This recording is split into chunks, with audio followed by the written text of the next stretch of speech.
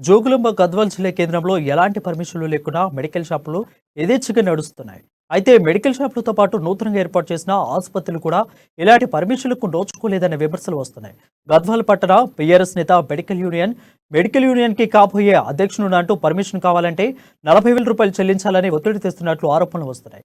కొత్తగా ఏర్పాటు చేసిన ఆసుపత్రులకు లక్షల్లో డిమాండ్ చేస్తున్నట్లు పట్టణంలో గుసగుసలు వినిపిస్తున్నాయి.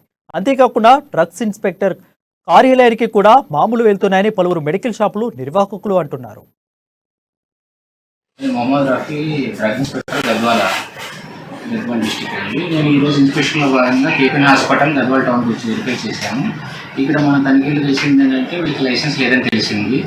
సో వీళ్ళకి ఏదైతే స్టాక్ ఉందో వాళ్ళని డ్రగ్స్ అండ్ కార్పొరేట్ యాక్ట్ ప్రకారం మన సీజర్ చేసి కోర్టులో నమోదు చేస్తాం, కేసు నమోదు చేస్తారని కోర్టులో.